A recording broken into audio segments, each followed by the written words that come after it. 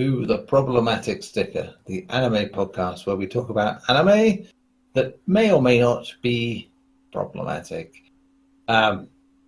This week, of course, that might not be the case. It is, definitely is. I am your host for the last time in a while, and I am joined, as ever, by Ben Shillabeer-Hall. I am here to talk about animes. He's here to talk about the animes. I am joined by Chris DeVisser. I am here to rage out at the animes. And I am also joined by the best name in the business, Klauss Knightbringer. And I'm here to provide the awesome voice. He is, man. It almost makes me regret being out of the podcast game. I'll have to put some slippery when wet signs up. I think you should play some Barry White as he talks at this point. Oh, yeah. Oh, yeah. Nothing I love sexier than the slither of a lady snake. That's better dialogue than the entire Gamers. So you've done well. Ouch, Whatever. shots fired. Yeah. Oh, that's We'll a get to burn. that. We'll get to that. So I know we talked last week about covering Attack on Titan. That's going to be next week because that is going to serve as a kind of of this podcast because obviously I won't be hosting, and not everyone here who has watched it is here because we have no Tim, we have no Garri due to internet issues for now. He might turn up later, and we have no other people, Alfonso, for instance. So yeah, we wait on that till next week. For now, though, it is us, and we will talk about the regular animes, which are, of course, My Hero and Boruto. Are they both the ones this week? Yeah. Are we doing that? Yeah, that's Yes, fine. they were both Good, up. good. I forgot to ask before we started. So we'll start with that, and then we'll go on to Gamers. We will go on to Gamers, which I think is going to divide opinion. It sounds like. You know what? I'm happy we finally got an anime that's divided us a little bit. Yeah, I'd rather it wasn't. Yeah, because we have recently just had either very fawning ones or very just kick the shit out of this thing while it's on the floor, sort of animes, and this is very much in the middle. It seems. Yeah. Great. I think it's mainly due to Ernest's setup from last week of how terrible it could be that has softened the blow somewhat. But yeah. Until then, we are talking about My Hero Academia first, and you know who I have to send this to, because as we have already described, he is the best voice in the business. It is Klauss Knightbringer. I don't know if I can live up to that, but we'll try. It brings night. All right, episode 56, Rush. They are winding up. They're basically at the very end of the provisional hero license exam, or the first test of the license exam. And we have gotten a few more people that have passed the test. I believe we are at 64 at this point. Mm-hmm. Yeah. 62, excuse me. So basically what's going on is we have a lot of the remaining students from UA. They're still trying to see if they can't get through this entire test, as well as the groups from the Ketsubutsu school that caused the whole tremor issue and basically split up everybody in that whole area. Yo, the one who actually used his quirk, they're kind of with his classmates, and they're discussing the strategy right now. Basically, they're at the point where they need to hunt or be hunted, because it's getting right down to the end. And so basically, what they're going to try and do at this point, they're going to try and capitalize on the situation that they've created, and hopefully they can pass a few more students. We also get a little bit of insight into why Bakugo didn't like Yo, and it's because we kind of see the type of person that Yo is come out, and we all know Bakugo's character. That's somebody that he absolutely hates. Is somebody who basically is two-faced and sits in the shadows. Doesn't go out and take the hero spot like he should. So doesn't like to take charge. He just we'll wait, and then eventually we'll join in once everyone else has done their things. Well, he considers himself basically it's being tactful, because they're using these very stealth tactics to try and divide and conquer at that point. Mm-hmm. Which, I mean, it is a legitimate tactic for a situation like this, but it goes against the type of personality that Bakugo has, that Deku has, and a lot of the students at UA. It's a very different type of personality trait. Yep. It's a boring personality trait. I don't like it. Yeah. But then we move on back to that bridge with the guy with we learn the meatball quirk. He massages you into a meatball. Yeah. Yeah. He can fully manipulate his own body and skin. Yeah. But he can only basically turn other people into basically meatballs. He massages them into a ball of meat. Which is weird but cool. It is. It was a very interesting quirk. But we see a new side of Denki in this particular instance. Yeah. We get a flashback to the shop where they make all the different hero tools, and you see him talking with Power Loader and that crazy girl about what he wants to do, and they come up with a tool that basically allows him to focus his electricity, which is smart.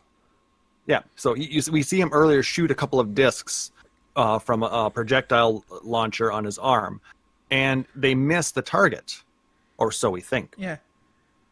As Bakugo is fighting this other student from the Shiketsu? Yes. I'm so bad at remembering these names. I was better at last week, but this week I'm just terrible at it. But yeah, as we see him fighting against that other student, he tells us that he's basically foregoing his passing the test in order to call the unworthy hero wannabes from passing. Which is kind of crazy when you think about how little people are passing anyway. Exactly. But he's basically trying to keep everybody that he doesn't feel is worthy of going on to the next round, which ends up being a detriment to him because after Bakugo kind of stops him, or distracts him, Bakugo gets hit, gets caught up in a meatball, but Denki ends up using one of Bakugo's costume pieces that where he had stored some of his explosion quirk into it, and distracts him, moves him over closer to those discs, and he's able to knock him out enough to at least break his quirk. Yeah. Zap the shit out of him. Yeah, and that was badass. Was awesome. Like, boom. Yeah, because everybody else knew, that had seen him beforehand, that if he used his quirk, it was wide radius. Yeah. It would hit people within a certain range, including himself. Including him. Well, actually, it didn't affect him. What ended up happening was if he used it too much, it basically made him go a little bit... it short-circuited his brain. Yeah. Because I thought that was because it hurt him so much. It used up a lot of his brain energy. Basically, if he overloads it, instead of... He can choose how much power to release out of it, but like as we saw during when he electrocuted all the villains in the first season... Yep, the training grounds. Yeah, the training... He just basically went all out to incapacitate everybody. Which was amazing. I love when he becomes a little bit stupid. I'm going to miss when he doesn't do it anymore. But so he can't. But it's friendly fire basically. It'll fry everybody, and he can't do because the dude informed him that those little meatballs still feel pain. Mm-hmm. Yeah. But yeah, they weren't expecting him to have advanced, and that seems to be the going theme as to why this year's UA is really kicking ass, because they all upped their game. They all trained so hard to improve. Even everyone was shocked that they've not been knocked out yet. Mm-hmm. Shocked, huh? Nice pun. Well, it's been some electrifying action. So basically, Seiji, is incapacitated, but everybody else who was hit in that meatball, they get to break free as well. So there's, I don't know how many dozen. There's a bunch more people sitting there, and no, I don't know if I is missed this or not, but it felt like that went off screen. It did happen off screen. Okay, good. I was just making sure I didn't miss anything, Nope. Because it basically right after that, Bakugo and Denki and Kirishima pass. Yeah. Okay, I was making sure that I didn't miss anything there because it just felt like, and nailed it. Okay, good work. No, it was one of those things where the writers are assuming that you realize that they kick their ass and they win. Mm-hmm. As is natural. Yeah. Of course. As is expected. Just as the planned. next bit is pretty amazing as well. Yeah. We've got Deku and Ochako and Sarah. Yep. Hantasero, yeah. Those three are still working their plan to try and get through. And Deku is running around getting everybody's attention while shortly after Sero says to Deku, grab me and jump in the air. And he's like, okay. So they do that. And then you hear Sero say, now. And these giant boulders that were taped, that were, held up in the air, had a whole bunch of tape on them, come crashing down and incapacitate a whole bunch more people. Which was badass. And that was pretty cool to see the teamwork there, and making sure that they're not actually hurting anybody, just, incapacitating them so they can then take them out. I'll admit that one of my favorite scenes comes up, and I think it shows how much Deku has grown a bit. Mm-hmm. Where the guy was like, your first years, but we really need to pass. And I swear if it had been Deku from like the first sort of arc, he would have actually probably let him go. But he's like, well, so do we. Yeah. Mm-hmm. I felt like he's grown up a little bit. He's realised that he has to pass. He has to do stuff for himself as well as help others. Helping others is good, but he does still need to think of himself occasionally. He's got to be taken care of before he can help anybody. He needs to make sure that he's, healthy, or in this case, he needs to make sure that he passed, because it's the only way for him to be able to save people. And it's like one of those things. It's like, it's all right. It's you or me. Sucks for you, but exactly. But so then another bunch of UA students pass. So that leaves, I believe, 11 have passed now? Yes, there are 9 left, and there are only 10 positions actually, at that available. point, there were like 18 positions or something like that. Oh, right. Yes, there were. Yes. But then a number of other ones went on, because we realized that a bunch from Ms. Joke's class that we were talking about earlier used their strategy, and they all passed, taking away 8 more spots. Mm-hmm. Yep. So we have roughly at this point, now we have 10 spots for 9 students. And then the fun begins. Mm-hmm. Yep. At this point, Ida comes up across Belly Laser Guy. Aoyama. He is, realistically, I think he's probably one of the weakest characters in Class 1A. Oh, yeah. But he is also one of the most interesting in the fact that he's just so full of himself. Yeah, my slight racism, I guess, because he feels like a I don't know. I know he sounds weird, but it feels like a French Yeah. Yeah. He very much believes that he's self-entitled. Yeah. I was really worried that he was going to backstab Leader the entire time. Oh, I was concerned about that too, but because he basically wasn't doing anything at the time. Yeah. And we see that 2 of his targets have now been hit after he works with Ida to try and get out of there and get together with the rest of the class so they can work together as a group. However, he then ends up having a moment where he's like, you know what? I'm just holding you back, and I'm about to go out anyway. So he's going to have a laser sacrificial show moment, and he basically shoots his laser straight up in the air. Yeah. And he's basically a beacon at this point. He's like, come and get me, go after me. He wants Ida to run away and get to safety to try and catch up with the rest of the UA class. Yeah. However, it has the exact opposite effect. It brings the rest of the UA class to them. Yeah. And for a beacon of hope. yes. The beacon of light becomes a beacon of hope, and everybody starts working together, and that final battle scene is amazing. Oh, yeah. Mm-hmm. Everyone working together.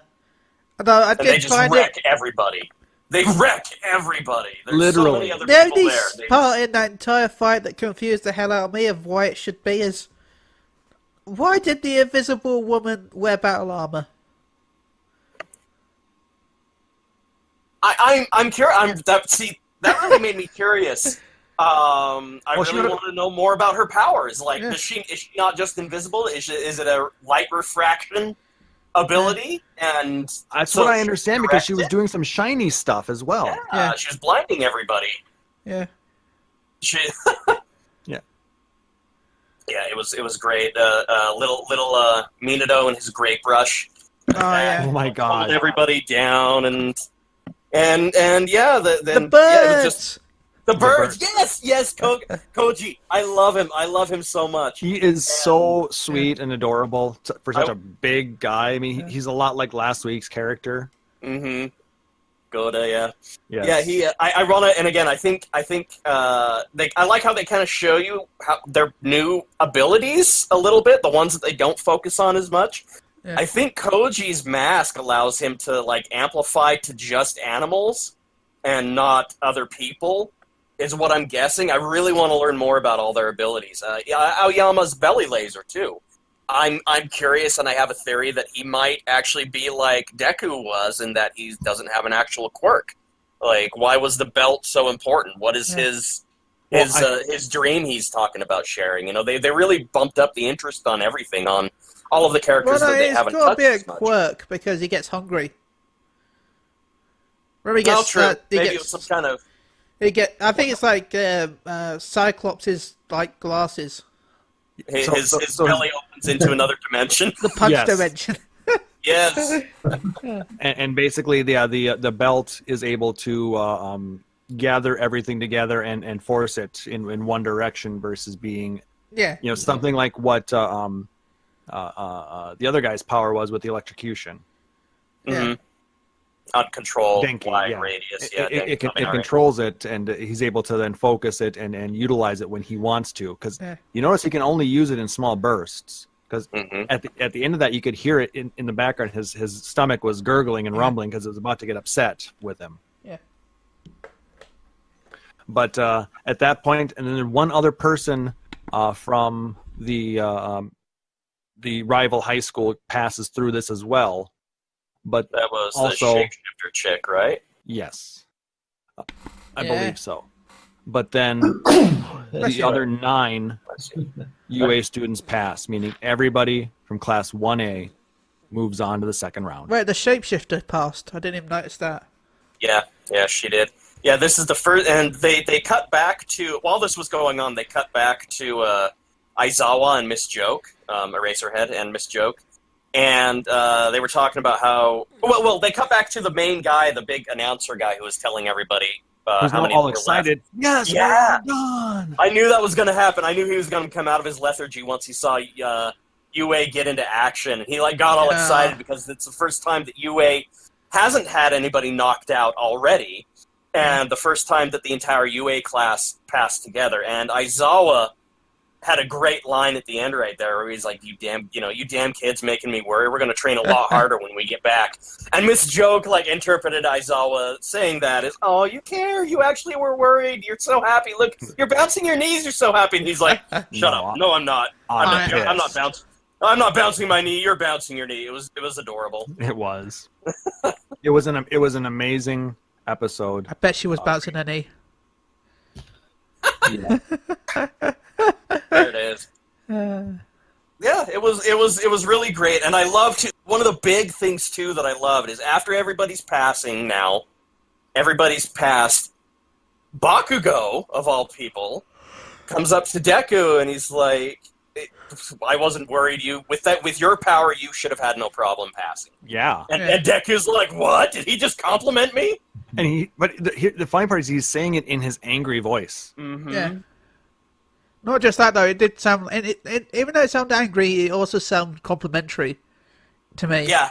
It was like, it was. Look, it was. You found a way to use your powers. The power you took for your own. Mm-hmm. Congratulations! Now I'm going to kick your ass. He figured it out. Yeah, he figured it out, and I think that's why he's really mad at All Might now. Yeah. In the episode before this, when Deku saved All Might, he's like, you better watch your back. I think he figured it out, and he's mad at All Might because All Might didn't choose him to be the successor to One for All. Yeah. I think there's definitely, we're going to see that envy come into play at some point, but yeah, he pretty much let Deku know that he knows now, and that it's not over between them, which it shouldn't ever be. Those two work too good as rivals. Yes, and they work to drive each other. Mm-hmm. They work as the best type of rivals. He's Sasuke to Deku's Naruto. Yep. Well, hopefully he doesn't go over to the dark side. Oh, come on. Its first name was what? Kills a lot. Killsplosion. Murder, death. Murder, death, exploder. Yeah, slight spoiler there, surely. Foreshadowing. Yeah. But then the preview of next week's episode, where this is actually, I think, going to be right in Midoriya's wheelhouse. Mm-hmm. It's the rescue portion. Oh, sweet. They blew, the announcer was so excited, he hit a button and blew everything up. Like, explosions went off all over the big arena. He wasn't the only thing that exploded. Oh, my. Oh, my. Oh, my. But yeah, and I want to say that I'm really enjoying where they're taking the anime as far as, like, they're focusing on the rescue portion. What do heroes do? They rescue people. Mm-hmm. It's not All Might's generation anymore of crazy big battles and damage, and it's not all about the battles. It's about the rescue, and that's something from a Superman generation. It's the rescue gets old, so you want to see Superman battling, Darkseid and shit like that. I mean, that's the point that he gets to, and this series I feel has the capability as an anime now to kind of bring it back to that. Well, we'll show you that the true essence of a hero is in rescuing people, not battling bad guys, but rescuing people. And that I really hope that they put more of the focus. I think I've said this before, but I hope they put more of the focus on that and making it interesting in how they've done so far. So I'm really looking forward to again where the anime is going. Absolutely, I agree 100%. I agree too. Yay! Fantastic. So we move on to Boruto. Before we move over to that, I'm just going to bring up some news before I forget again. There is a little anime I think people have heard of called One Punch Man. I think you guys have all heard of it. Maybe. I might have heard of it. Yeah, it's news to me. News to me, I don't know. Well, there's going to be a teaser in the next few weeks for One Punch Man Season 2. It originally leaked as like a full episode, but from what I can read from official sources, it's more like about 30 seconds. So again, I don't know if this is true or not. We'll find out soon about but they've confirmed that the release date for Season 2 of One Punch Man is April 2019. Ooh. So just under a year away. Remember, though, for those fans that are a fan of this style of show, that the Mob Psycho Season 2 is January 2019. So it's pretty much going to go Mob Psycho, then a little break, and then One Punch Man. My body is ready. So yeah, January's 2019 is already looking good because we've got Mob Psycho, One Punch Man, and the Dragon Ball movie all in the space of the same few months. So yeah, chances are we'll hear about a new Dragon Ball series after the movie as well, I'm guessing. But yeah, I thought I'd bring that up in about the One Punch Man stuff, because though I do find it weird because basically the reason why it's taken so long is because the manga is based off a webcomic, if I'm rightly. Yep. And Indeed it was. And they're a tournament arc. Now, for a tournament, surely there should be fighting. And if it's fighting, how is One Punch Man there? Anyway, One Punch Man Season 2, April 2019. And now we'll go back to our regular scheduled podcast. Which is to go to Boruto. Boruto. Can't we just skip this one? It was pretty shit. All I want to bring up about this episode was I'm pissed for the fat shaming. Yeah. Okay. Yeah. But it's done in the shallow Hal way, in that it's I'm still pissed. it's showing the wrongness of it. I know. It's just that I hate it. The one thing that's bugged me about both the last episode and this episode was Cho not being herself. I know it's because she's all lovey-dovey and all that lot, but she was hiding the fact that she's a chubby girl. And yeah, that she's a teenage girl, I understand why. But the guy eventually, what he says in the episode, I don't know. Yeah, basically, he's talking to his co-star, and he's at one point they're saying that how she's telling him how he always makes time for the pretty girls, yet the ones that are less desirable, he's like, yeah, I'm a little bit busy right now. I appreciate your support and thank you for that, but I'm gonna have to decline, and he goes away. He just does some really shady kind of stuff. Mm-hmm. I mean, he does it in a nice way most of the time. But I mean, he's basically saying that he's playing favorites. Yeah, he's the worst. He's worse than any of the villains. He's the worst villain in the Naruto universe right now. Let me just put it that way. The type of person that he is worse than any other villain ever was. There might be more to him than we know. Mm-hmm. Yeah. We're still not really 100% sure as to what's happening with the ninja who attacked the Psycho Mantis. Yes, with the I'm trying to think of what hidden village that's from. That's not Rain. I can't remember. It's 4 vertical lines. That's Rain. Is that Rain? Yeah. Right? Yeah. Yeah. And they're the ones that use illusion magic and stuff like that. Illusion chakra a lot. Well, that or the mist. The mist isn't the 4 vertical lines though. Or does that one look? I can't remember. Anyway. What we end up getting with this is poor Cho is basically getting a female version of Blue Balls, so to speak, because she's supposed to have this kissing scene with the lead actor, and everything. It was the wavy lines. No, it was vertical. Okay. I checked out. I was looking, up information to try and remember exactly what happened, because basically everything I saw was shit. Yeah, it was pretty crap. It's not a regular episode at all. No, it's not. Like I said, poor Cho is basically every chance she's getting to kiss this guy is getting interrupted, and they played that trope the whole time. The entire episode was the trope. Oh, we're gonna kiss. No. Oh, there you are. I did feel bad for what's his name, Ultramario's kid, Mitsuki. When she's like, yes. You're just an average-looking boy. It was adorable. He's just like, humans are interesting, huh? Yeah. He's like, wait, why are you attacking me? We're supposed to be on the same mission. Like he can't. I love it though because it's so funny. He can't understand like teenage girl emotions at all, and he's not even gonna try. No, he's basically just gonna try not to get smashed to bits by Cho-Cho. Yeah. And but yeah, there comes to a point where they're where she and the lead actor, what's his name again? Maru or whatever. Twat face. Maru. Yeah, jerk boy. They're practicing this scene. She's wearing this very fancy dress, and he basically in this scene is proposing, and Cho-Cho basically gets caught up in the whole thing, and she just blurts out yes. I don't think it wasn't in the lines, but he's like, oh, that's all right. And they're about to kiss again, and then they get the knock on the door saying that she wants the dress back, and then the two actors are talking.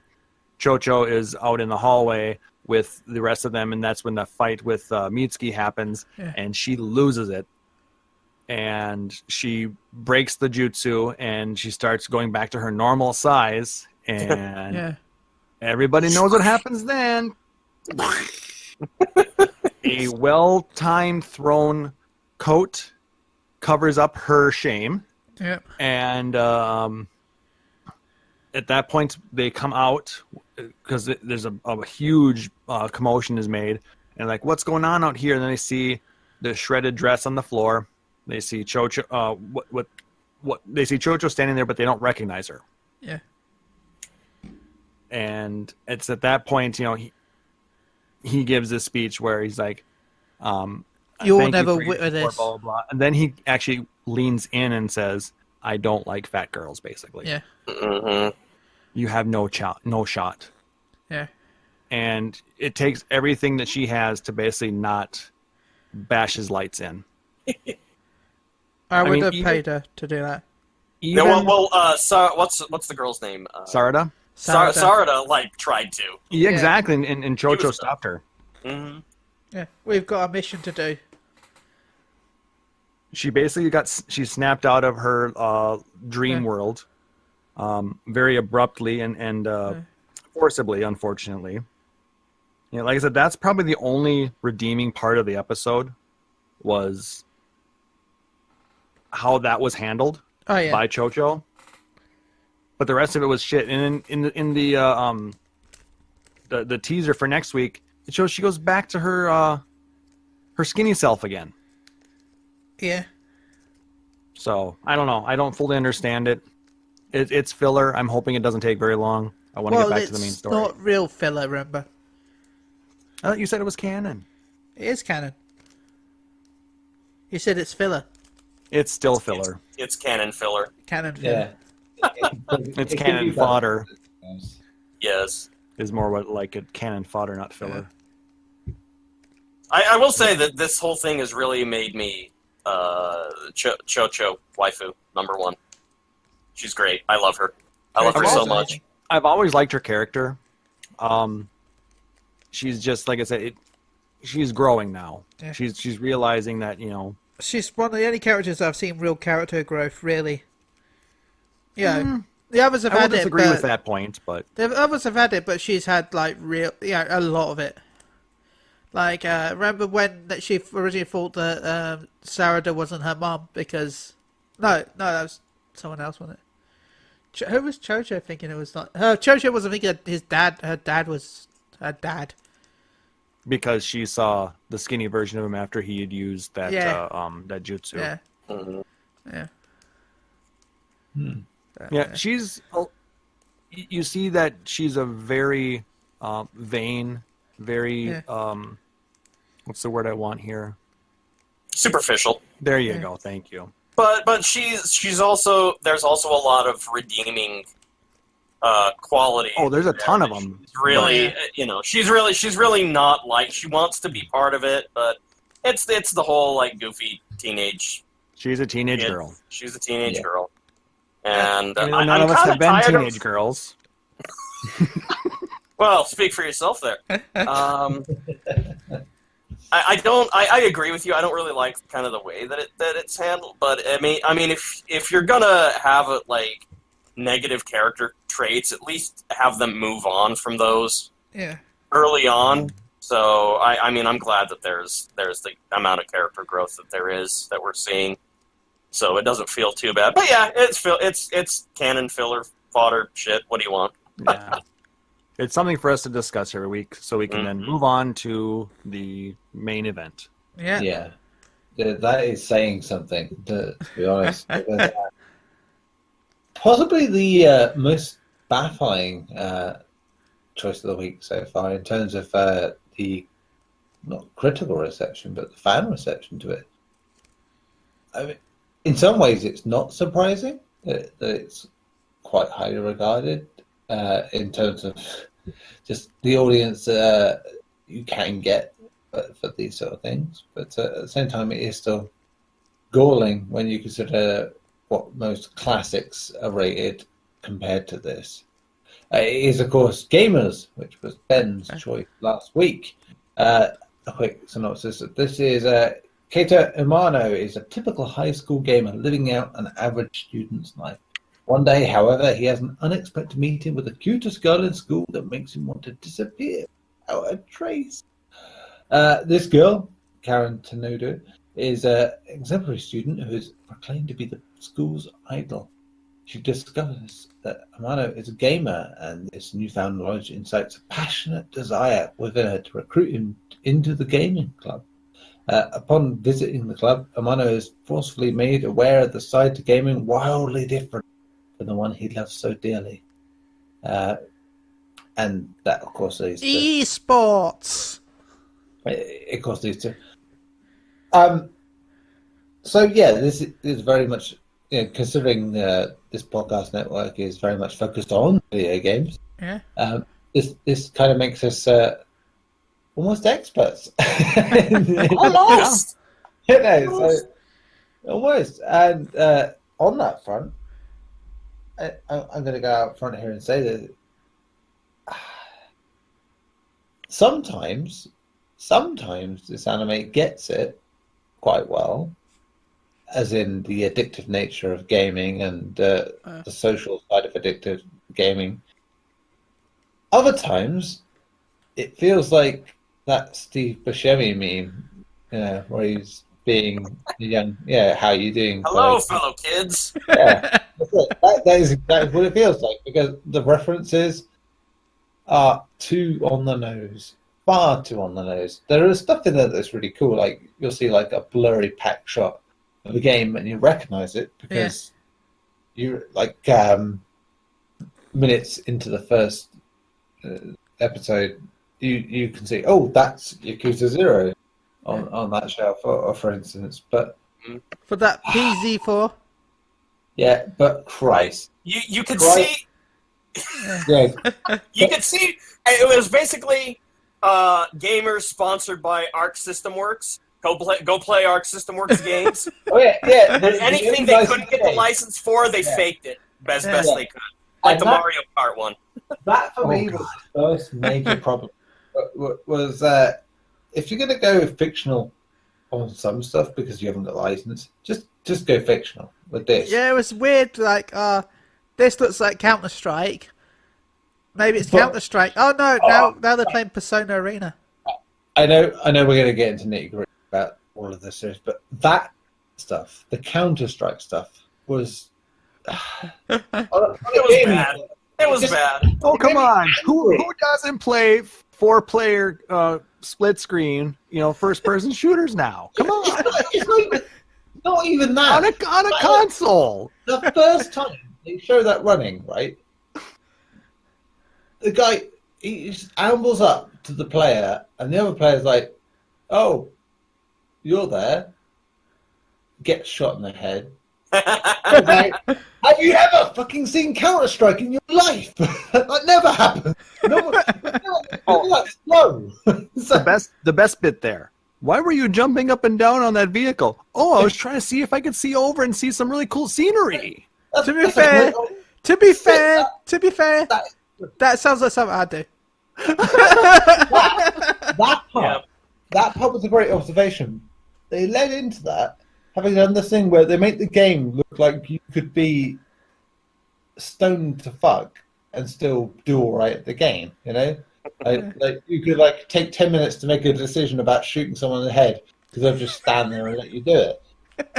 As if, to be fair, again, this doesn't sound like me. Yeah, but if you, I like that this is the thing that like of everything else that this is the thing that's driving you crazy. I love it. Yes. But it's so slow. It's like watching a dream version of it. It's like imagine you play a multiplayer game all the time and you have a dream version of it. You're really treacly slow. For no reason. It was like that. It was like watching yourself go, oh, that guy's right in my sights, but I'm going to wait 10 minutes, bake a loaf of bread, and then try and shoot him. Oh, shit, I die. Oh. Yeah. So close. That poorly parodied 3D animation is the bane of my existence as somebody who kind of worked in the industry. So, like, when I see stuff like that, it reminds me of when they, in movies, if you watch old movies from, like, the 80s and 90s, even today, when people are, like, playing the games, the actors are playing, it like, drives me crazy to see how they're using the control pad because they're not actually playing. It's so obvious. Like, at least try. Try. This was the other thing. The fact they play on what are essentially PS4 controllers to play fucking Counter-Strike. No wonder they were fucking slow. Jesus Christ. I mean, not even getting to the point that the whole story is... It is gamer wish fulfillment shite. But the sort of thing that gets us to where we are at the minute with people being as entitled and twattish as they are online, that to me is how this ends up being. It feels it's offensive. As someone who's made their life's work about video games, to see this sort of perception of it, it's like I get that it's supposed to be, oh, look at this, isn't this innocent and lovely and wonderful? It's not. You're perpetuating this stereotype about how everything has to be toxic and adhered to, oh, wow, isn't it amazing when a woman plays video games? Oh, yeah. Fuck off. Fuck right off with your bullshit backwards stuff. It is just the absolute crap. And I tell us how you really feel. This is drawing back from how I originally was going to put it. It's just aggravating on a level that... Well, you know the slang, right, Neil? MMORPG? Mostly men online role-playing girls. I mean, it's not You're not wrong. Yeah. Not. There have been, let me be frank here, there have been worse things we have covered on this show. Sword Guy. No doubt. Sword Guy.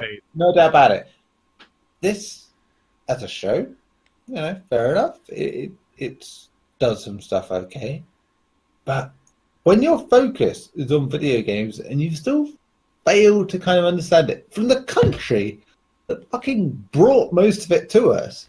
The sad part is they kind of give up on the video games, in my opinion, like for past episode 3.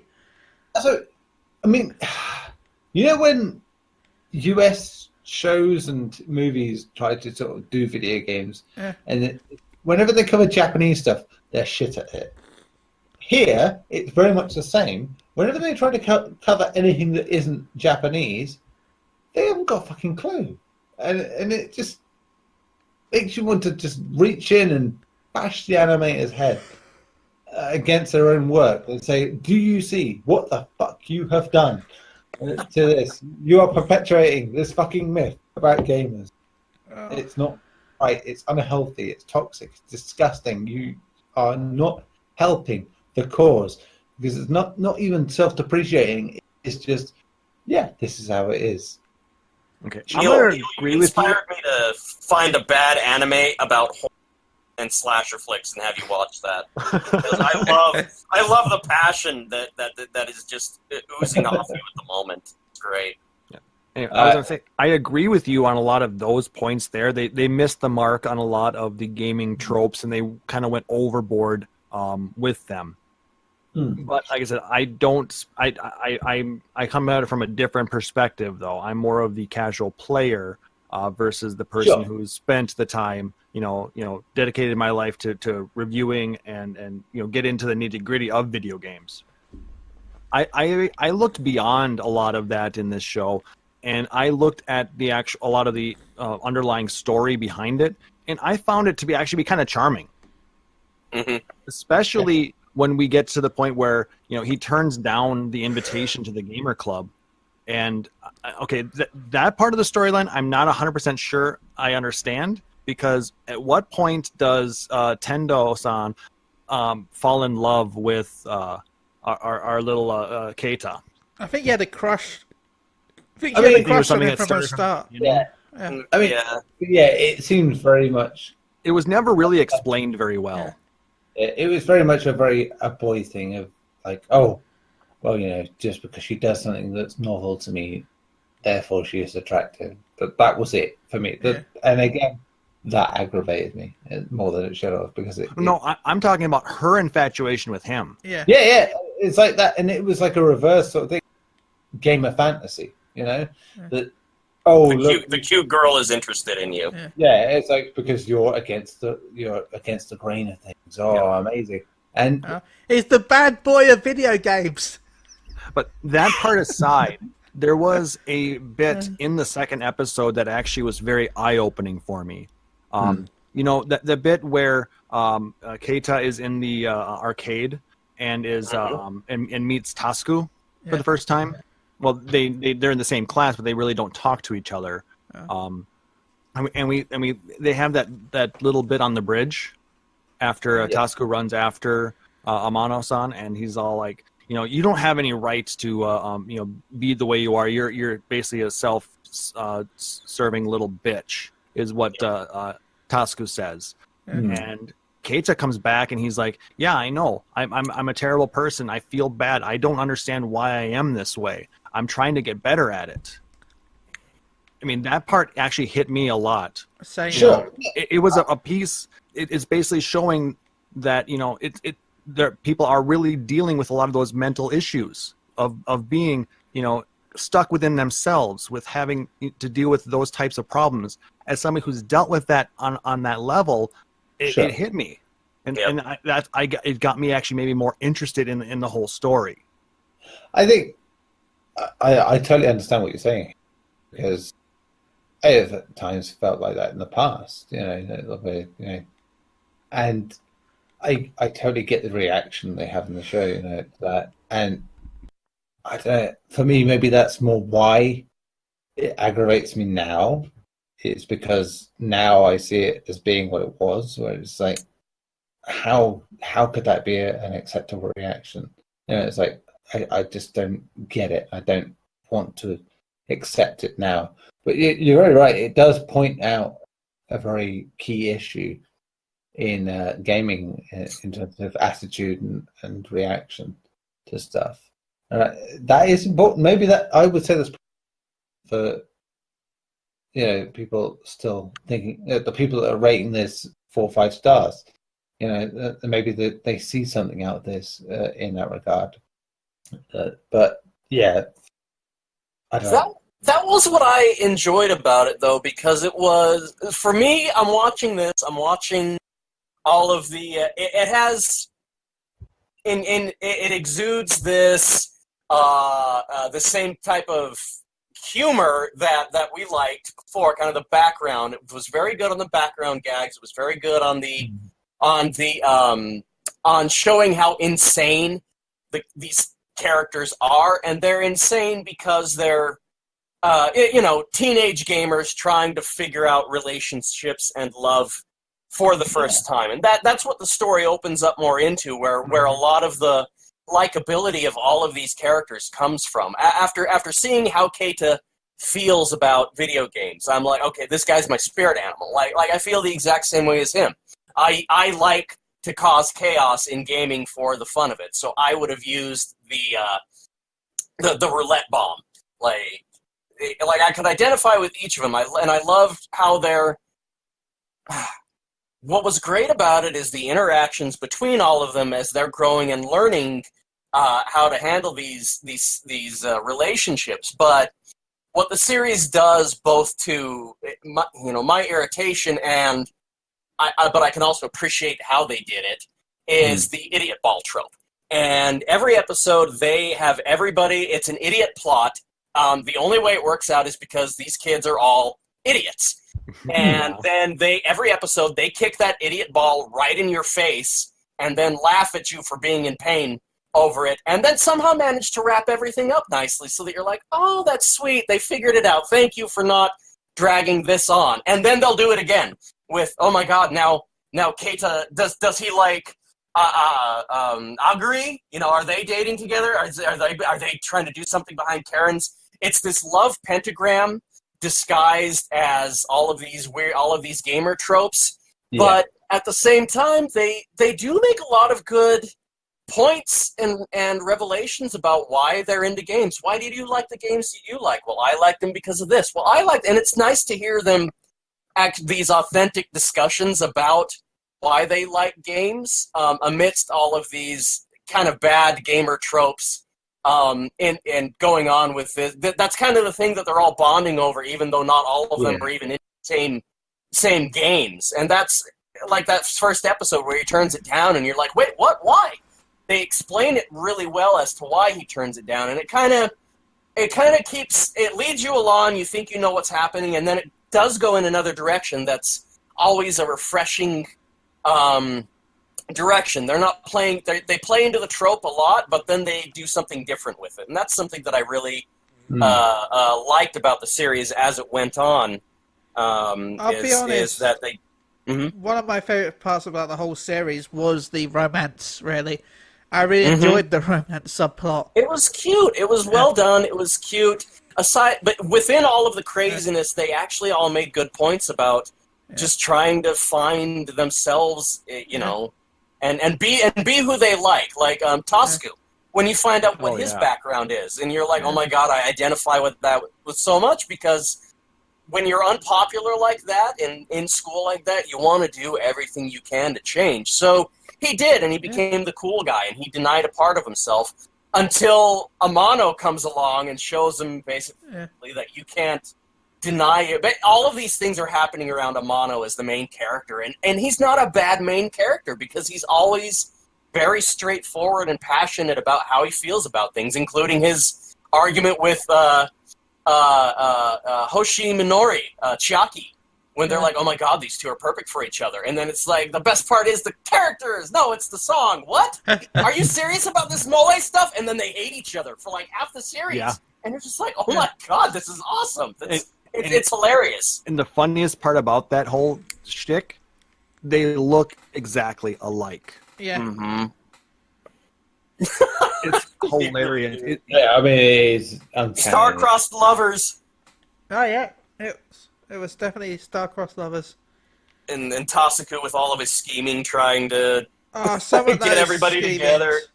Like the one where there's like, but we'll get them together to be friends, and then I'll find out if she's cheating on me.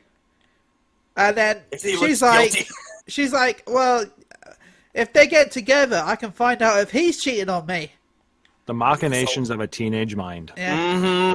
They capture that very. I know it's not realistic, and I agree with what Neil's saying, but they do capture that in a very, very exaggerated way. But it's the truth. It's real. I'll be honest. I was expecting Aizen's speech from Bleach. It was like, all gone to plan, sort of thing. It's a very twisted version of reality in that. It's fine. If you're going to be consistent with that twisted version of reality, they aren't, and that's what aggravates me the most, is that they had the opportunity to take this very tongue-in-cheek satire almost of video game culture, and occasionally they get it. They really do get it, and it's great when they do, but more often than not, they're just wrong about it on so many levels, and they take the wrong message from that, and they are very inaccurate with a lot of, and I agree. You're never going to see a fan made game on the PZ4 in real life for many reasons. But I don't know. Life of Black Tiger was someone's fan game.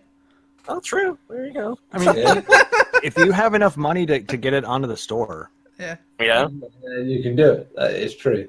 It's not just the games themselves, though. It is just character interaction as well. It's hard to watch. It's very much like I said. It is gamer fantasy. It's like in various methods, not just like the toxic end of, I want women to not give a shit about games and just be my, and just nod, appreciating everything I'm doing despite not giving a shit about it. Well, in some ways, that's why I enjoyed some of the characters, though. Like, what's the blonde girl's name again? Tendo, Karen. Tendo, where she looks like she's getting pissed anytime the main character gives any other female characters attention. Like when they have to go find that very pretty lost sister. It's like, you go play arcades! Again, it's like, so close to making a good subversion of the rule, and yet then just still sticking it in that area of it's still another lady character just fawning over a male character, being jealous, even when they're switching the roles, and it's like yes sir, it aggravates the shit. They are, but there was depth there between the interactions of all the characters. I felt genuinely that they were really confused about how to handle these situations. They don't know how to talk to each other, and there's a lot to like about, even though it is like you're saying, the traditional it's the boy and the girl falls in love, and it is very much like neckbeard, masturbation fantasy. There is still meat there, and I think that the writers, despite the video game errors, wanted to express this in the most hilarious of ways, which is another thing that I think it's a very hilarious series. Sure. I love the gags, the visual gags, the embarrassing moments, like when they miscommunicate and misinterpret something. Like it is very much an idiot plot where everybody has to be stupid, and it is a very bad trope, but I think these guys were able to do something special with it and make the characters likable, even if, like I said, I agree 100% with what you're saying. It's right, Neil. It is shite. It is neckbeard fantasy stuff. But at least they tried, and I found it enjoyable. I watched the whole thing. It's only 12 episodes. But it was fun. Well, I had fun watching it. I had fun fawning over their relationship. Okay, 11. 11 plus a filler, but filler. I did enjoy that last episode. I thought they hit a lot of things on the head. I found it funny that the filler episode was all about DLC. It was. The last episode basically was DLC. Yeah. That's what. This is the thing about this show. It's like it goes so close to just getting the point. Not just about video games in general, but just the culture of it. And they really they're so close, and you want them to get it properly. And is that what makes you so mad about it? Is they just missed it by that much? Yeah, and it's just because it's missing it. Yeah, they're missing the point and just not quite getting it, which I'd be happy with. It's like, okay, at least you try. I understand that. That's fine. It's when they get it wrong and then they just trip over the point so badly that they pretty much just landed in a bed of nails coated in fucking acid, and they just miss the point that badly, and that is where it aggravates me the most, because you clearly know what you wanted to do, and I understand that is kind of a cultural thing. I think some of it is that's why it is the way it is. Yeah. But at the same time, that doesn't stop me from feeling that I should be aggravated by it and feeling that it should be better. And I think they could do better, this premise. They really could. And given time, but they're clear they're not getting given the time because it's cancelled. About the look of it. And season 2 is not happening. Is there any word on the manga? Is that still going, or is that ended too? That ended as well, I think. Well. Yeah, it's a strange one. I think probably not for the reasons it should have been. I don't want to live in a world where gamers can't get season 2, but Sword Guy does. Right. I mean, like I said, it's not the worst. What it does, I see the earnest message and what it's trying to do. I just wish it had the time to see what its problems were and reevaluate that, and for a second to really get through that. You know, I really think a second season would have been great for this anime, because the first season of a lot of stuff is always not great because they're still experimenting and seeing how they work. A second season could be really good if they take all the good points from the first season and expand on it and evolve. Yeah, the criticism that is there needs to be taken on the second season. As much as they aren't going to, it's a shame. Because I mean, this isn't a terribly old anime, though. I mean, it's only from 2016. So I mean, there's a high probability that maybe they are working on that part of it. Maybe they're going to try and address the writing, come up with a little bit better storyline for season 2, and maybe they'll repitch it. Yeah, I hope they don't give up on it. Like I said, I really there's a lot of things that I really did enjoy about this. Like I said, I had to keep myself from binging it because otherwise I'd forget a lot of the stuff on it. But you're right. There are a lot of huge plot holes within the story. Some things did feel quite rushed, and they overplayed a lot of the most common tropes, like you said, the idiot ball, where where nobody can figure out what the hell's going on. And all they have to do is talk. But even then, even them trying to talk, they just fuck up completely because they're awkward teenagers in love. Yep. But sorry, I keep going back to that, but I think they capture it really well. And the fact that they can talk about games. Mm-hmm. Because it's something that they all share.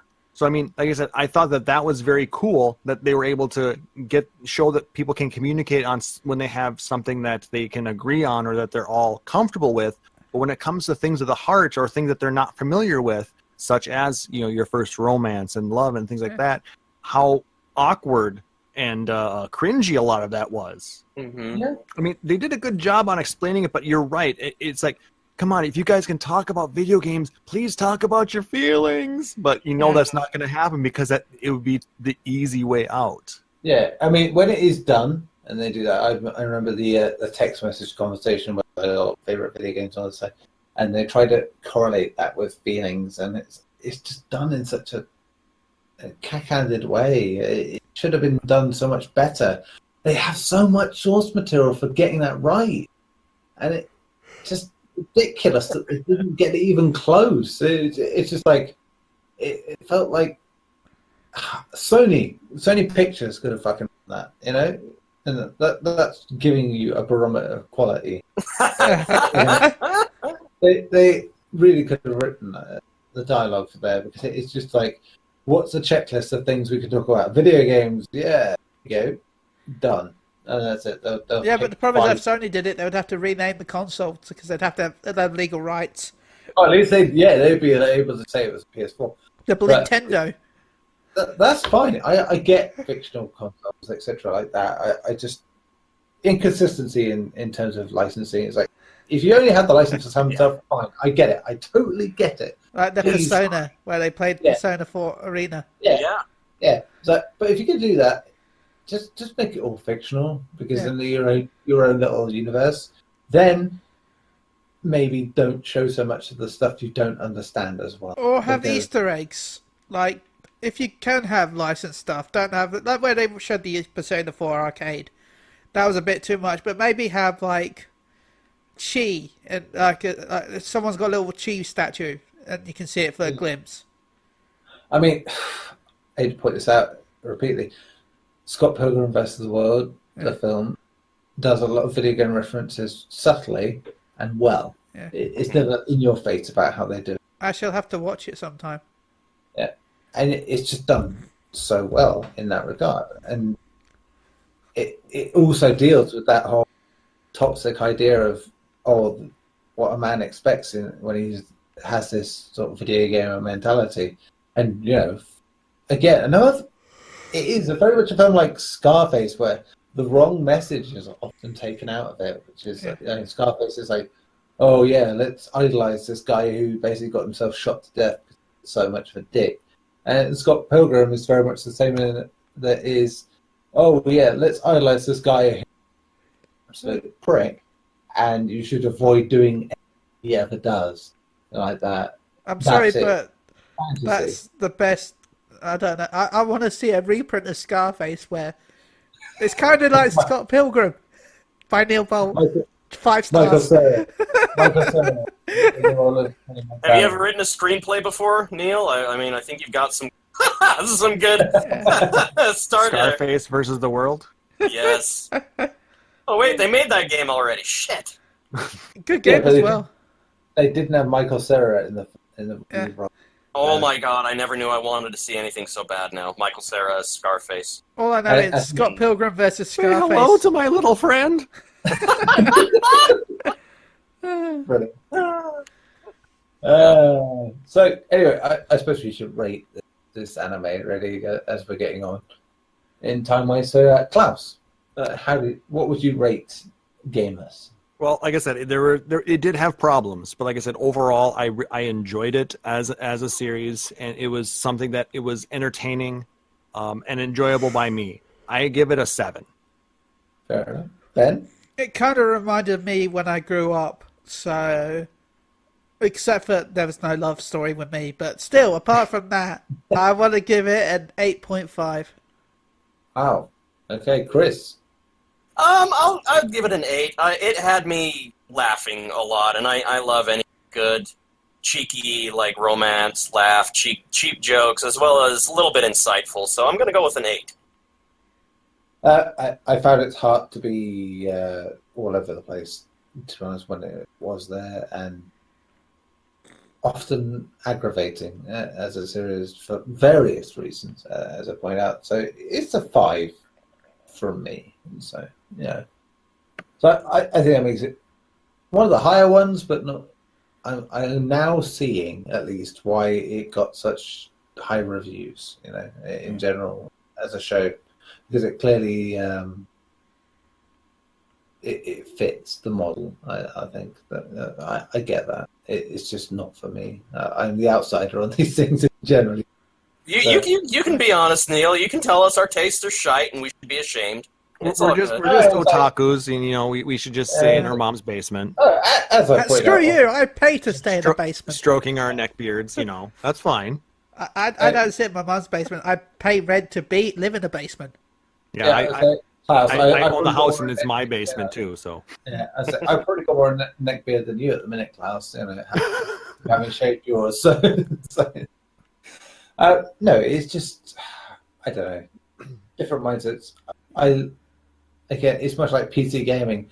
It's a thing I loved well before it was a thing to define yourself by, and it's just I come back to it now, and it's like there's stuff about it I don't like. Yeah, but then it's the same with films. It's like there are films that I adore, and then I read reviews. Does this make me an arsehole for this film? It's like it's a strange. If you have to ask, then possibly. Yes. But the fact that you're willing to ask means that you're not as much as you might think. So little. Just fuck it up.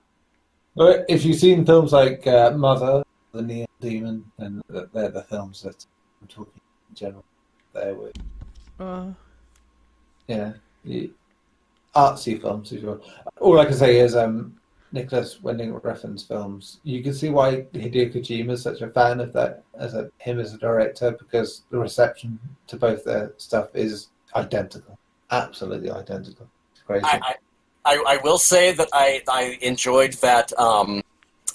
Speaking of Kojima, the whole Nobe-san thing and the one kid out there who likes his weird shit.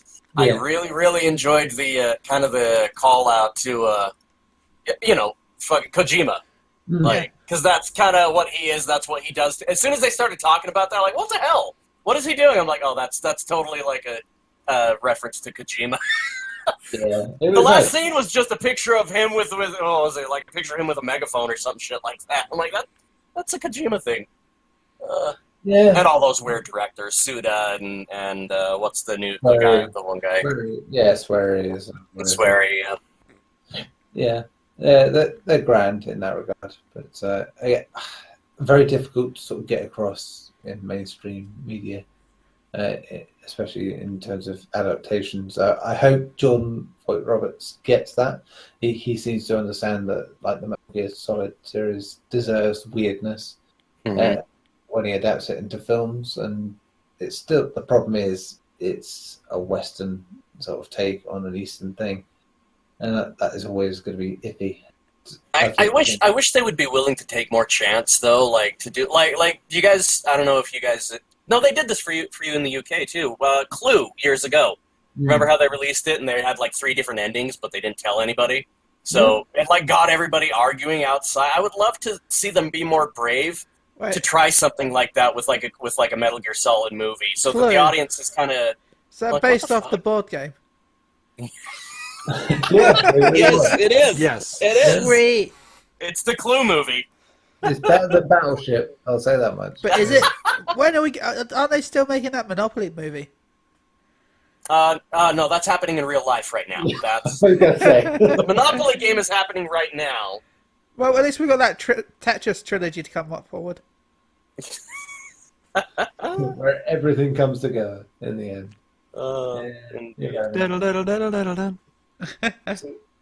So this was a really good debate with this episode. I'm really enamored with what we ended up saying and discussing. This, hearing, even before we started the podcast, the diverse feeling towards this the gamers anime. It straight away I was like, oh, good. I'm glad. As much as it was great last week to fawn over stuff and all that, and the hate on the weeks before. and then shit on the stuff before that. It's nice to have something in the middle. I love stuff that's in the middle, and I totally appreciate being on the other side of it. So, where I'm the angry fucker flinging shit at the screen, so to speak. Screaming to get off your lawn. Yeah. Kids. Back in my day. Normally, I'm the one on the other side of the placard saying, I feel bad because it makes it look like we've pushed you off the show because this is your last week as well. You disagree with us? You must die. You must die. I love them best. Yeah, it's an interesting one to end on, I have to say. It's splendid.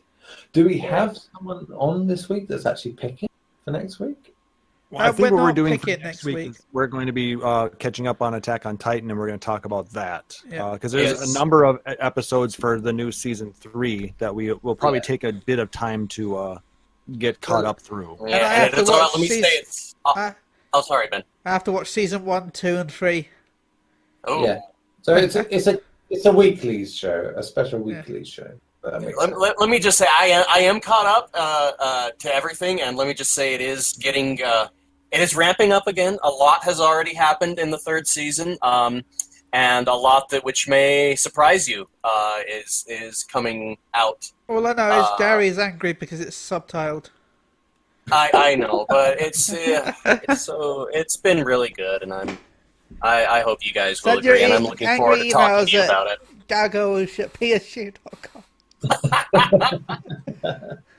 He won't. That's his email. Right? Subs before, yes. I got all those. I got a load of angry Twitter messages because I said that the Dragon Ball dub is better than the sub. Damn! Yeah, you did. Yeah, I did. And I stick to it. There are very select few series that I would rather watch dubbed versus subbed. And it all really stems on who the English voice actors are. For me, the select few is Dragon Ball. That's about it. I'm more easygoing. I love them both. I think that there are some series that have better subs than dubs. However, I am partial to the actual original interpretation because I feel I learn more about the Japanese language when I'm kind of hearing how they make references and things and how they're explained, and like I wish I could. I can't. I'm trying to learn Japanese right now, and anime is like kind of helping. So that's why I like to watch the subs personally. Though good, like My Hero Academia has a great dub. Dragon Ball has a great dub. Black Butler I thought had a great dub because they actually used British voices. But it's Cowboy Bebop. Yes. Oh, yes. Oh, why can't I remember his name? No, he's my favorite. Stephen Blum. Stephen Blum, thank you. Yes, he has that voice. Yes, Yeah. I He's love the him. Wolverine. Everything. Yes. I suppose for me, I would say it's New Japan Pro Wrestling. That's pretty much where any Japanese knowledge comes from. Yeah, how has that? I've been seeing you talk about it all the time. How has it been? Oh man, it's fantastic. Nice. It very much evokes the character aspect of Japan into wrestling form in a lot of cases. Even when they have Western wrestlers come onto the program, and it's just thoroughly. Even matches that shouldn't matter end up being really important because they tell every little story, and that, like I said, that is where it evokes the best of Japanese storytelling, in that they give stories to every little thing, and it matters and it makes it fun. But unlike, say, animes where you get the main guy have a fight, then maybe the secondary characters, everyone gets a fight in this regard. And it's great, and they know how to make it look good pretty much every time. Sweet. Quick, charming surprise review on the Japanese wrestling circuit from Neil today. I love it. Even tied in some anime to it. Whereas, unlike anime, these guys have a purpose. Shots fired. Oh, believe me, they still do stupid. That doesn't matter. There was a whole character today that was basically, he was a Japanese pimp, followed around by it. He was the Godfather? Basically was, yeah. Godfather. I miss the Godfather. He had a female entourage that was, Christ, it makes the Attitude Era look like Saintville. She was wearing very little, to say the least, and yeah. And they worked that into the match as they're like, oh, the guys aren't focused, distracting them, get her away. Loved it, brilliant in that regard. But yeah, aboard the Ho train. Yeah, it was interesting, to say the least. Well, that sounds like it needs a. Yeah, from me. Yeah, someone had to. So that's it, I suppose, for this week. So we'll do the old shouty outies. 1 second, I tried to fit this into the last podcast, but because of the technical issues, I'm going to try and fit it in again now. Alfonso gave us a lovely speech about Neil leaving, so I'm going to play it now if everyone can be quiet for a minute. So, mute Mike. And a true honor and privilege meeting you. My only gripes with you, your accent. You're British. Shannon loves it. She chooses you over me. That's no good. Next, you used to attack me with every chance you get, and I never did anything to you. But all jokes aside, you're an exceptional writer. I enjoy reading your articles. You will be missed, and I wish you all the best in your future endeavors. With that being said, I'm getting sick and tired of you people on PSU leaving. We lost a lot of good writers, and it needs to stop. So this is my warning to the remaining members. Even though Klauss and Chris are not part of your team, y'all still do the podcast. So in my eyes, y'all part of this as well. So if anyone else tries to leave, I will find you. Matter of fact, no. I will hunt you down. And I will... Yeah, y'all really thought I was gonna say kill. Nah, I'm just gonna plead to get y'all back on the team. But all jokes aside, Neil, you will be missed. Love you. Okay. To Mr. Neil Bolt, it's been a true honor. Let's repeating it again. No, Alfonso, you said it once. There we go. Today's been nothing but technical difficulty. Yeah. Is that the name of the episode? Oh no, I thought of a name, technical but difficulties. Technically difficult? yeah. Please wait as Neil exits the building. Technical difficulties. But as I said before, Neil, thank you again for everything you've done for the site, for the podcast, for everything you've done for me. I'm not going to go into full speech again because I felt like that was the moment, but thank you again. Yes, thank you, Neil. It's been a pleasure having you host the anime podcast, even though you haven't weren't really like super into anime, so it was great having that fresh take, and I'm glad we got you into some weird, happy, messed up stuff. And I'm glad I was able to work with you after listening to your the PSU podcast for a few years now, and actually getting to work with you on this has been an absolute pleasure. So thank you so much. And I think Neil's passed out. Or he's still muted. I have to mute. Sorry, I was Okay. just trying to listen to everyone without interrupting anyone. But yeah, for anyone to think that it was a great thing to have to be on the same show as me is wonderful. So I can't complain. That is fantastic. Yeah, as I tried to say before, we were unfortunately deleted from history. It's been a fantastic ride. Never doing a podcast before, a fucking anime podcast. It says it all, really, and how comfortable I ended up being that I ended up doing this. Didn't say it was good, just saying got comfortable at it. You don't have to sugarcoat it, Neil. I know. Yeah. I don't care. I'm out of it. Yeah. Fuck you. I'm out. Throws the hot dog or the bun at the guy's head. Yeah. To be honest, it's been interesting because this is stuff. I come from a very different background in that regard, where my anime start was watching shit on Channel 4 at 2 a.m. in the morning. They might show like Fist of the North Star, etc., and then not watching it for like 15, 20 years, and then starting again. And it's been interesting to have this perspective from people who've been watching anime all their life, like Ernest and Klaus and Ben, and just getting that insight into it and getting into it as a result. It's like, yes, I may be more critical people about tropes and shit and like that, which really is pretty hypocritical given my love of horror and how much I'll forgive a lot of that shit. But at the same time, it's like, it's fine. You can be critical about others. When you like Yeah, you have to. That's what it is. But yeah, it's all the same.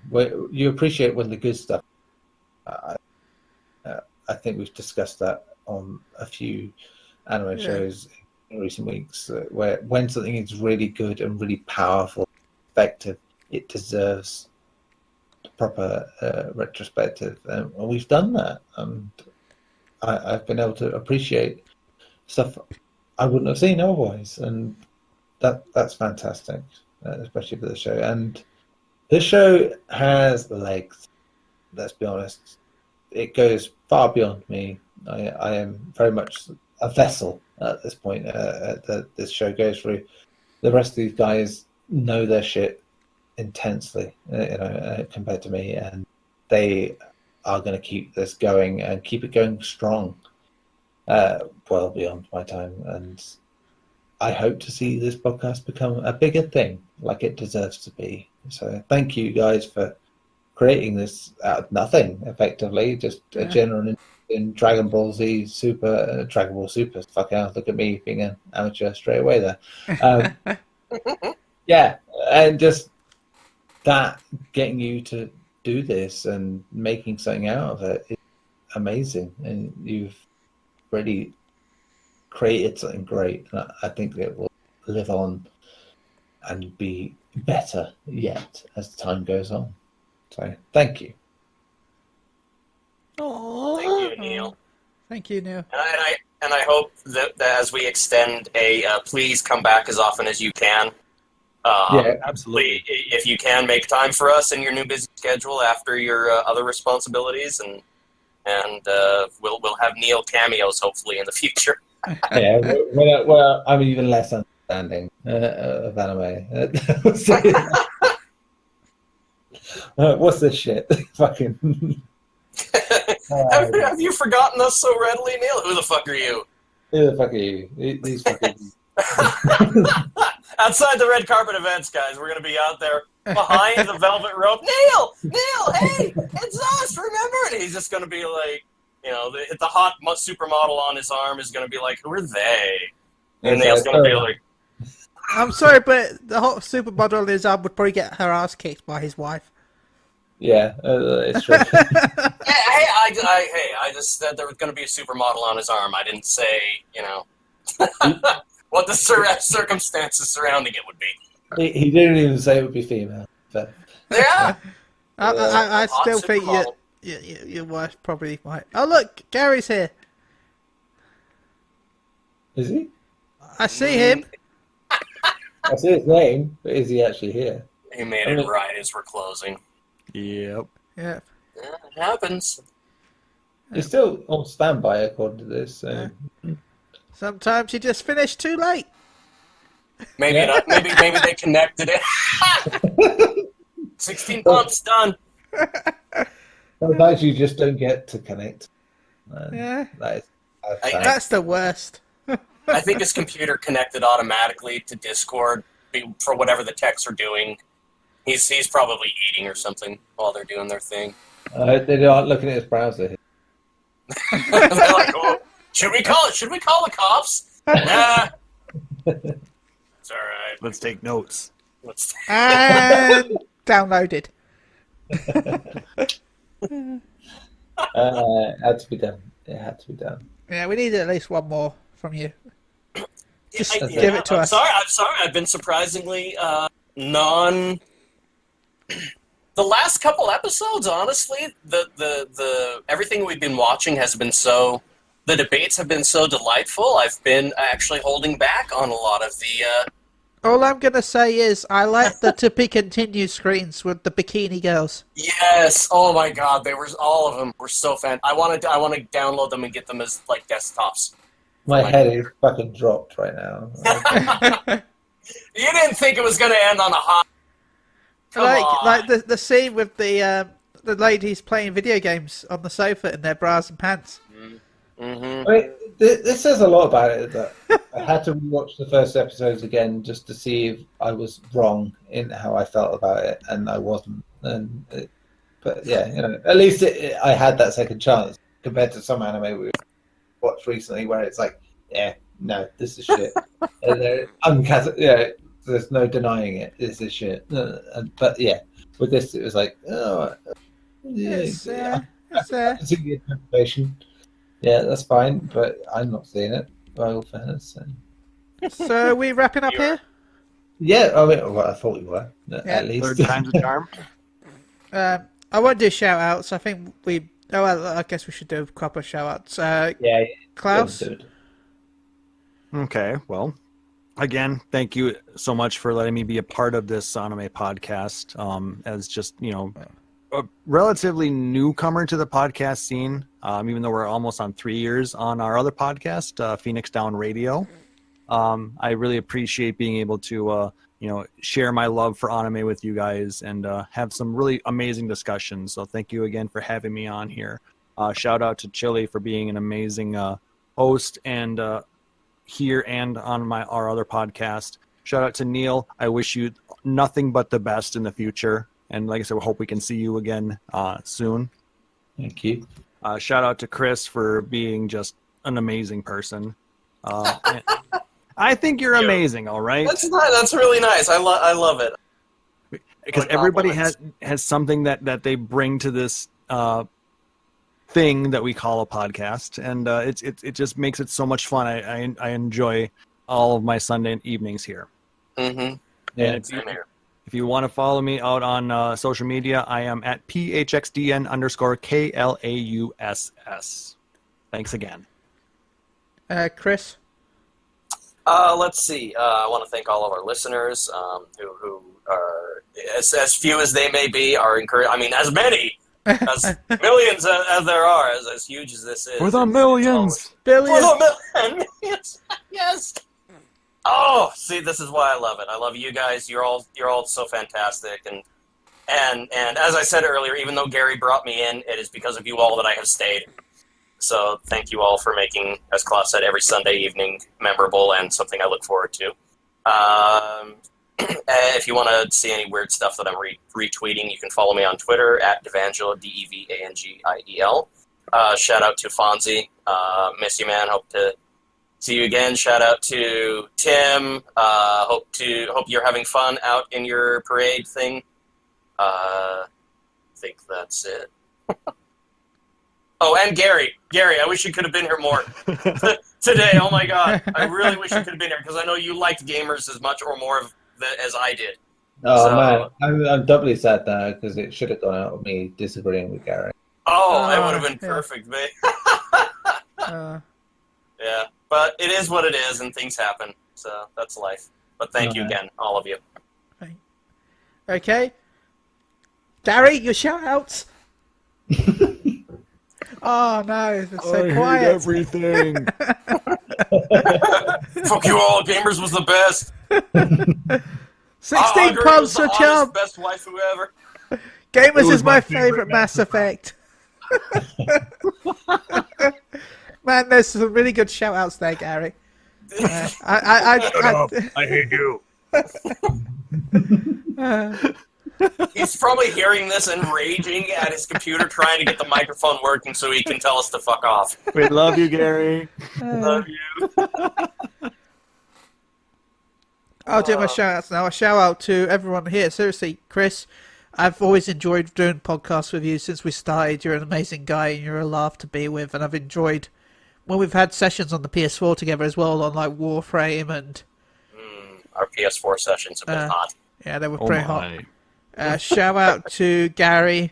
We take the piss a lot, but really, you're an amazing guy. You inspired me to be a better person, so thank you so much. I really enjoyed meeting you at FanFest that year. Shout out to Klauss. Thank you for putting me up with me on Phoenix Down Radio every couple of weeks. I really enjoy being on the show. It's nice chatting with you, Saya, and Luna about the Final Fantasy stuff every couple of weeks. So thank you again. We love what you bring to the show, man. A shout out to Neil, as I said earlier. You've helped me grow. You've helped me become a better writer. Yeah, with reason. And a better person altogether. So thank you so much. And good luck with your new job at, kicking ass as who you are. Yeah. I mean, sorry, we still keep it vague because... I don't know why we're keeping it vague at this point, but it's it's more.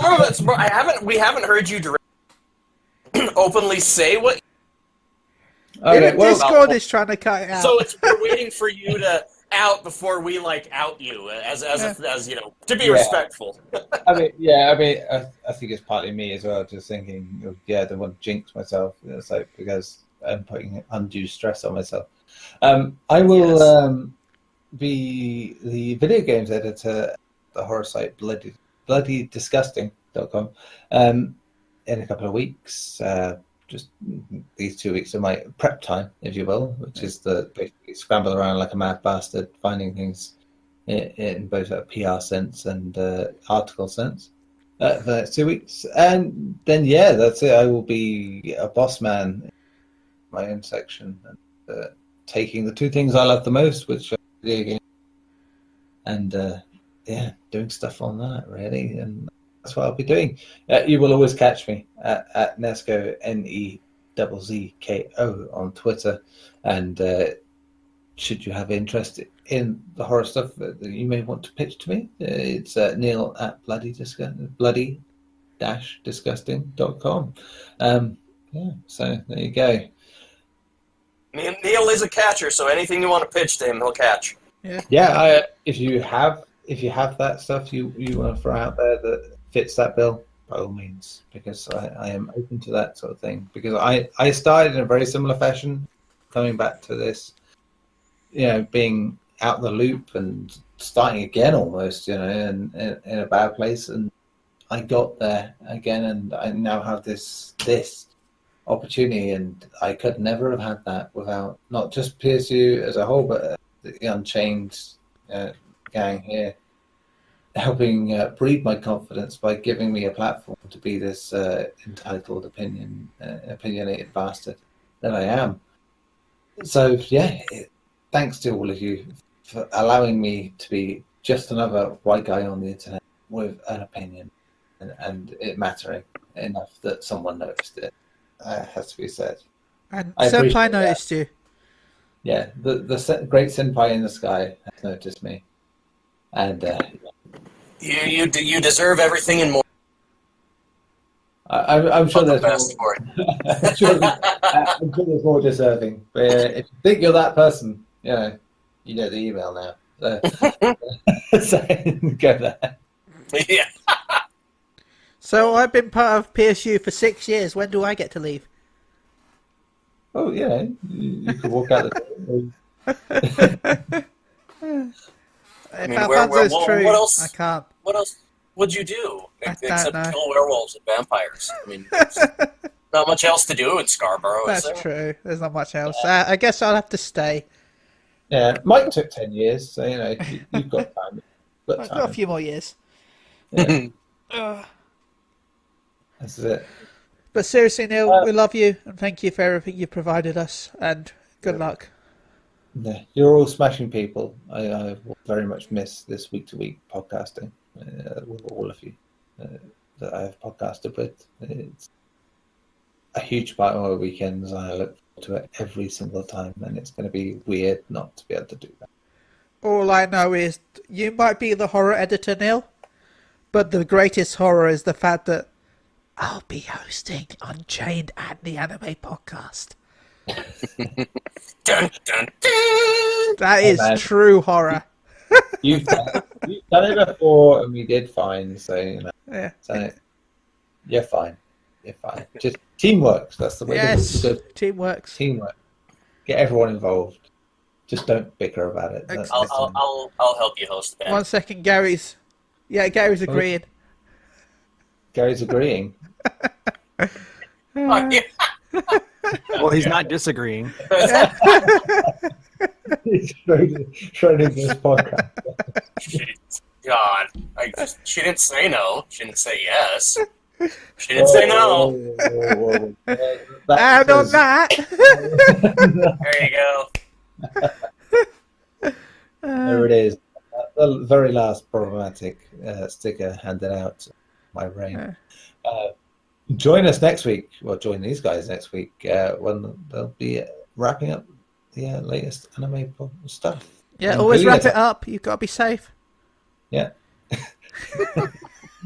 You don't want to get disease for the likes of gamers. So until where you'll hear about Attack on Titan, My Hero, and etc. We say not in Japanese, Tati Bye.